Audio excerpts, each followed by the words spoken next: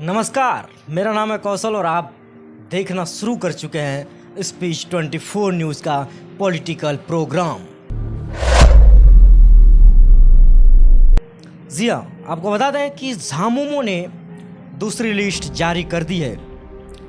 बता दें कि झामुमो ने राजमहल लोकसभा सीट और शिंभूम सीट से 2 उम्मीदवार को लिस्ट जारी किया है।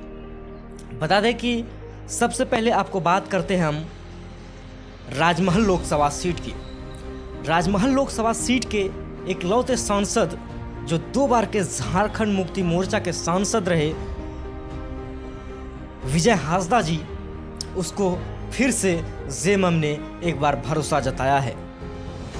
क्या ताला मरांडी के टक्कर दे पाएगा विजय हांसदा जी, जो कि भाजपा के कैंडिडेट हैं ताला मरांडी?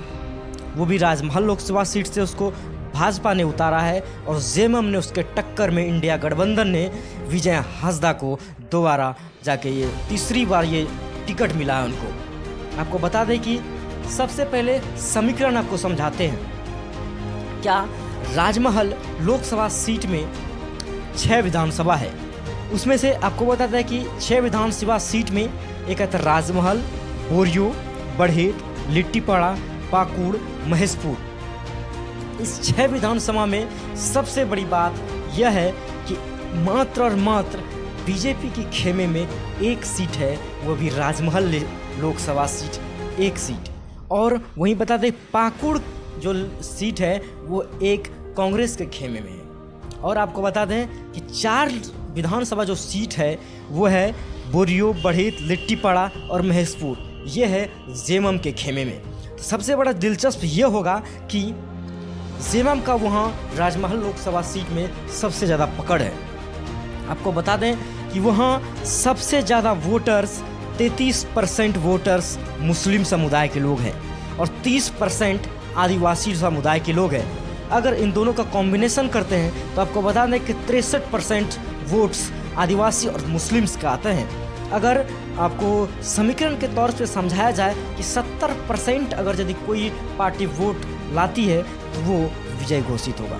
और आपको बता दें कि राजमहल लोकसभा सीट में सबसे लास्ट चुनाव में जाके होने वाला है 1 जून को चुनाव होगा।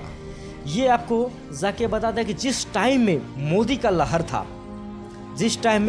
लहर था, हर एक युवा नेता जो भी थे वो सब इंडिया गठबंधन के जो थे वो नेता उस टाइम के विजय हांसदा जी, जिस टाइम मोदी का लहर था 2014 में, उसने पहली बार लोकसभा सीट राजमहल से निकाली थी। और आपको बता दें कि वहीं 2019 में इतनी बीजेपी का उम्मीदवार होने के बाद वहाँ से एकलौता सांसद विजय हांसदा जी, जो कि वो फिर से जाके 2019 में उसने निकाला था।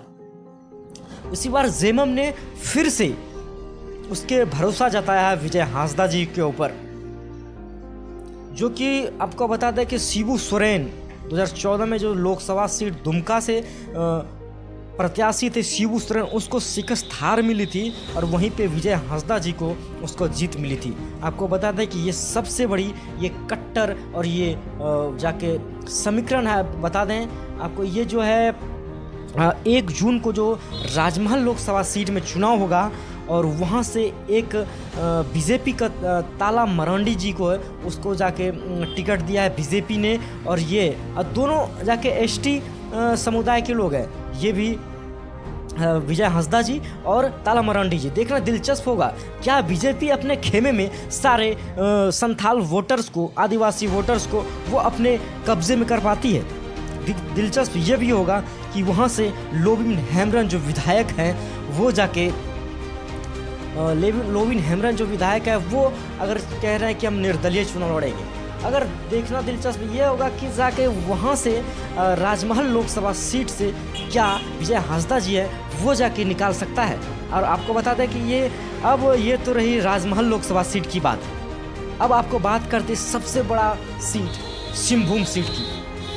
शिंभूम सीट में बता दें वहाँ से जो उम्मीदवार थे, संभावित उम्मीदवार थे, वो थे दीपक बिरुआ, दशरथ गगराई, सुखदेव उरांव। इन तीनों से उम्मीद जताई जा रही थी कि इन तीनों को जाके जेएमएम के द्वारा टिकट दिया जाएगा। लेकिन झारखंड से लेकर दिल्ली तक सर हिल चुका है, क्योंकि सबको अचंभित हो चुका है, क्योंकि यहाँ से जेएमएम के खेमे से एक सबसे बड़ी खबर आई कि वहाँ से जोबा मांझी को टिकट दे दिया है। जोबा मांझी जो कि इकलौती मंत्री थी, इकलौती महिला मंत्री थी जो झारखंड सरकार में 4 बार मंत्री बन चुकी है। और वो बता दें आपको कि मनोहरपुर से 5 बार की विधायक रह चुकी है जेएमएम के जोबा मांझी। वो भी उसका पकड़ काफ़ी वहाँ पे मजबूत माना जाता है। और देखना दिलचस्प ये भी होगा कि वहाँ पे जाके 6 विधानसभा है, एक सरायकेला, चाईबासा, मंझगांव, मनोहरपुर, चक्रधरपुर और जगन्नाथपुर।